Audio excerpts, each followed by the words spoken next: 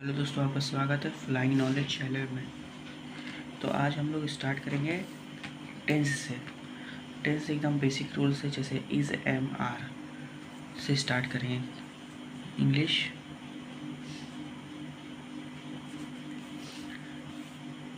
Use is am are. हम लोग use सीखेंगे इज़ एम आर का, ठीक है। एकदम बेसिक से स्टार्ट करते हैं। कई लोग क्या करते हैं कि जब ग्रामर स्टार्ट करते हैं इंग्लिश का तो पार्ट्स ऑफ स्पीच में चले जाते हैं। तो पार्ट्स ऑफ स्पीच जो होता है वो मैं बता दूं आप लोगों को, वो ग्रामर का एंड होता है। तो हम लोग एकदम शुरू से चल रहे हैं, तो एकदम शुरू से स्टार्ट करते हैं। यूज़ इज़ एम आर, ठीक। इनका यूज़ हम लोग आज सीखेंगे, ठीक। देखिए, सबसे पहले तो वाक्य यूज़ इज़ एम आर का यूज़ करने से पहले सबसे पहले तो उस वाक्य को पहचानना आना चाहिए आपको। जैसे मान लीजिए हिंदी में लिख के आए, मैं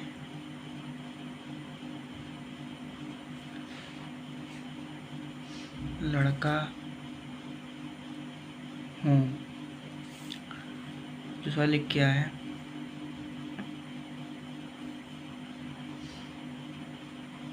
तुम राम हो। तीसरा लिख के आए,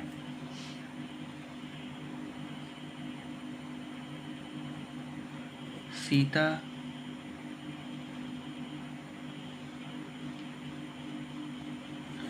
बुद्धिमान है। देखिए, इस वाक्य में देखिए, इस सेंटेंस में हिंदी के में वाक्य बोलते हैं और इंग्लिश में सेंटेंस बोलते हैं, ठीक है। मैं लड़का हूँ, लास्ट में हूँ आया है, ठीक। तुम राम हो, लास्ट में हो आया है। सीता बुद्धिमान है, लास्ट में है आया है, ठीक है। तो जो इनका जो वाक्य आता है उसका पहचानने का तरीका क्या होता है। सबसे पहले तो रूल जान लीजिए। पहचान, इनके वाक्य की पहचान कैसे होती है कि वो इज़ एम आर का वाक्य है कि नहीं है, ठीक है। सबसे पहले वाक्य की लास्ट मतलब अंत में, वाक्य की लास्ट में अंत में है, हूँ, हो, आता हो,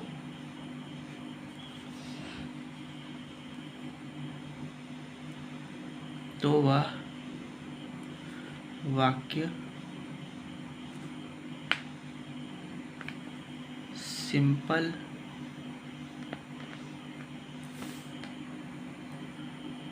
PRESENT प्रेजेंट टेंस का होगा। देखिए, ये जो हम लोग यूज़ इज़ एम आर पढ़ रहे हैं, ये इसको सिंपल प्रेजेंट टेंस कहेंगे। Simple PRESENT present TENSE simple present tense को कहेंगे, ठीक है। मतलब इनका काम क्या होता है ना, इनका काम वर्तमान में चलता है कि हाँ भाई ये लड़का है, तुम राम हो, सीता बुद्धिमान है। मतलब कि बोलने से लग रहा है कि अभी की बात बोल रहा है, ठीक है। और वाक्य के लास्ट पे मतलब अंत में है, हूँ, हो, आता हो, तो वह वाक्य सिंपल प्रेजेंट टेंस का होगा, ठीक है। उसके बाद देखिए, अब ये इज़ एम आर जो है, ये है, हूँ, हो का ही मतलब के रूप है, इंग्लिश रूप है, ये हिंदी रूप है, ठीक है। अब ये किसके किसके साथ लगेगा और किसके किसके साथ नहीं लगेगा, वो देखना पड़ेगा, ठीक है। देखिए सबसे पहले तो रूल देख लीजिए पहले, उसके बाद बताते हैं आपको इसका रूल क्या है। रूल मतलब नियम, हिंदी में नियम, इंग्लिश में रूल। मतलब जो टेंस बनेगा इसका स्ट्रक्चर क्या होना चाहिए। सबसे पहले सब्जेक्ट आना चाहिए, सब्जेक्ट। उसके बाद इज एम आर में से कोई एक लगेगा, helping verb, is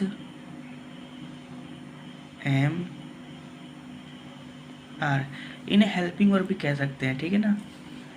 is am are, उसके बाद ऑब्जेक्ट। देखिए सब्जेक्ट जो होता है, जैसे ये जो मैं, तुम, सीता और जितना भी जो पहले होता है ना वो कहेंगे, उसको कहेंगे सब्जेक्ट, ठीक है।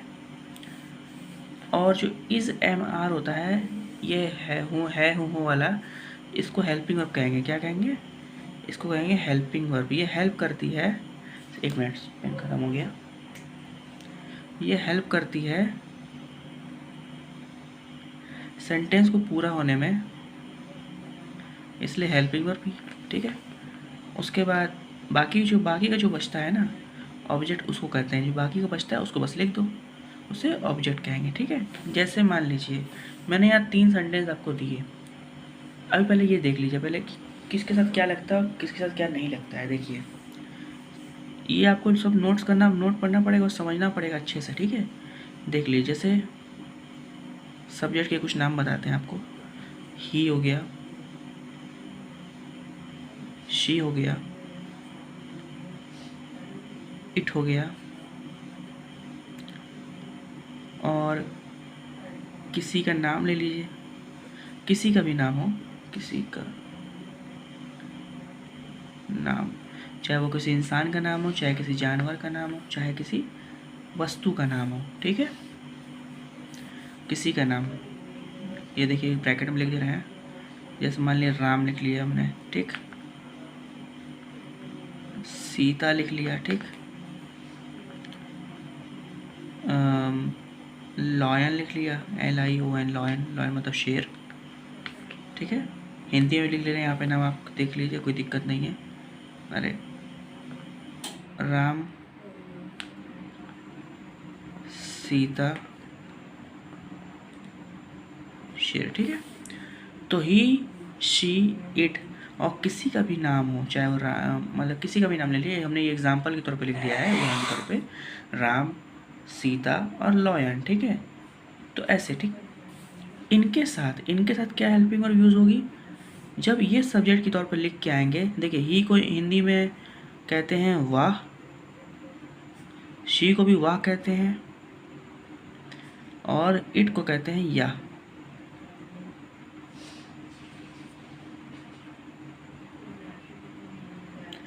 देखिए या भी कहेंगे, वाह भी कहेंगे, ठीक है, इट को, ठीक है। एक बात देखिए, जो ही होता है ना वो किसके लिए इस्तेमाल होता है, ये होता है लड़के के लिए, लड़के के लिए, ठीक। ये इस्तेमाल होता है लड़की के लिए, लड़की के लिए, ठीक। और ये इस्तेमाल होता है नॉन लिविंग थिंग के लिए, मतलब जो मतलब कि नॉन लिविंग थिंग, जैसे मान लीजिए कोई वस्तु है, ठीक है ना, जो जिंदा ना हो, उसमें जान वान ना हो, उसके लिए ये इस्तेमाल होता है इट, ठीक है ना। जैसे मान लीजिए टेबल, कुर्सी, मेज़ हो गया, मेज़, टेबल, ठीक, इत्यादि, etc, ठीक है। मेज़ तो टेबल में वही है। चेयर हो गया, CHAIR, चेयर ले लीजिए, ठीक है, ये सब है। तो देखिए ही, शी, इट, किसी का नाम हो गया। ये लड़की जो आता है वो लड़के के लिए आता है, शी आता है जो लड़की के लिए आता है, और इट जो होता है वो मेज़, टेबल, मतलब कि किसी नॉन लिविंग थिंग के लिए, मतलब निर्जीव चीज़ के लिए। निर्जीव, नॉन लिविंग थिंग का मतलब निर्जीव, ठीक है, और लिविंग थिंग का मतलब सजीव, ठीक है, ये बात याद रखिएगा। तो देखिए नॉन लिविंग थिंग के लिए ये आता है, ठीक। और जैसे कि लगे आपको उस सेंटेंस, जैसे हिंदी में लिखा है मैंने कि सीता बुद्धिमान है, तो सीता बुद्धिमान का जो है वो वाक्य से लग रहा है भाई लड़की के लिए है, ठीक है ना। जैसे वह बुद्धिमान है, ठीक, तो जैसे वाक्य से भी अगर आपको लगे कि वो लड़की के लिए यूज़ हो रहा है तो वो लड़की के लिए शी यूज़ करेंगे आप। और अगर वाक्य से आपको लगे कि वो लड़के के लिए है तो आप ही यूज़ करेंगे, ठीक है। और अगर वाक्य से आपको लगे कि वो नॉन लिविंग थिंग के लिए किसी निर्जीव चीज़ के लिए बोल रहा है तो इट यूज़ करेंगे, ठीक है। इनके साथ क्या यूज़ होता है हेल्पिंग वर्ब, इनके साथ हेल्पिंग यूज़ होगा क्या, इज़ यूज़ होगा, ठीक है। क्या यूज़ होगा, इज़, ठीक है। उसके बाद तीसरा मैं, देखिए मैं का इंग्लिश होता है आई, ठीक है। जैसे देखिए सेंटेंस में लिखा है यहाँ पे मैं लड़का हूँ, तो उसका जो मैं जब सब्जेक्ट के तौर पे आएगा, मैं जब सब्जेक्ट के तौर पे आएगा तो उसका इंग्लिश होगा आई, और इसके साथ सिर्फ और सिर्फ एम यूज़ होता है हेल्पिंग वर्ब। क्या यूज़ होगा, हेल्पिंग वर्ब क्या यूज़ होगा, एम यूज़ होगा, ठीक है। सिर्फ एम जो है, सिर्फ हेल्पिंग वर्ब जो एम हेल्पिंग वर्ब जो है वो सिर्फ और सिर्फ आई के साथ यूज़ होगा और किसी के साथ यूज़ नहीं होगा, ठीक है। और एक बचा लास्ट, जैसे मान लीजिए यू हो गया, वी हो गया, और यू वी दे हो गया, और बहुवचन नाम हो गए। जैसे मान लीजिए एक से अधिक नाम, जैसे राम एंड श्याम, ठीक है, सीता एंड गीता। मतलब क्या ना, देखिए यू का मतलब होता है तुम, ठीक है, वी का मतलब होता है हम, और दे का मतलब होता है वे। और एक और चीज़, यू को आप तुम भी बोल सकते हैं, आप भी बोल सकते हैं, तुम लोग भी बोल सकते हैं। वही सेम चीज़ है वी के साथ, हम भी बोल सकते हैं और हम लोग भी बोल सकते हैं। और दे के साथ भी वही चीज़ है, वे भी बोल सकते हैं इसको हिंदी में, और वे लोग भी बोल सकते हैं। हाँ, और एक से अधिक नाम हो, एक से अधिक नाम आया हो,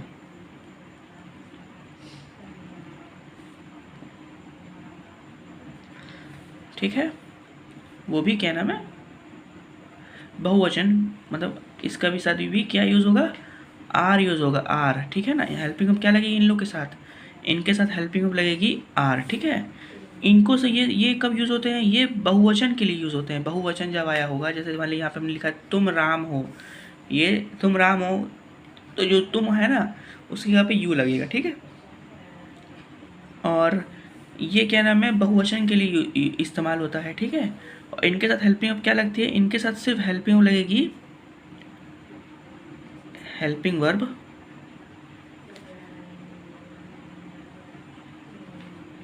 आर लगेगी। क्या लगेगी, आर लगेगी, ठीक है। देख लीजिए, अब आपको कुछ नहीं करना है। जैसे मान लीजिए एग्जाम्पल मैंने ऊपर दिया था, ठीक है, और रूल सिर्फ सेम वही रहेगा।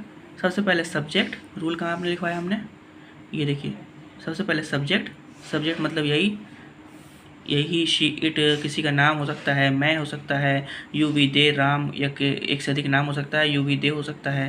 ये सब क्या है, ये सब सब्जेक्ट है, ठीक है ना। हिंदी में कर्ता बोलते हैं और इंग्लिश में सब्जेक्ट बोलते हैं इसको, ठीक है। और उसके बाद हेल्पिंग अप लगेगी, इज एम आर में से कोई, किसके हिसाब से लगेगी, इज एम आर किसके हिसाब से लगेगी, सब्जेक्ट के हिसाब से, उस वाक्य के सब्जेक्ट के हिसाब से देख के लगेगी। भैया सब्जेक्ट पहले देखेंगे हमारा सब्जेक्ट क्या है। अगर हमारा सब्जेक्ट सिंगुलर होगा, देखिए ही शी इट जो होता है वो सिंगुलर, एक वचन, ठीक है ना, सिंगुलर मतलब एक वचन, ठीक है। हमारा सब्जेक्ट अगर सिंगुलर होता है, एक वचन होता है, तो इज लगेगी।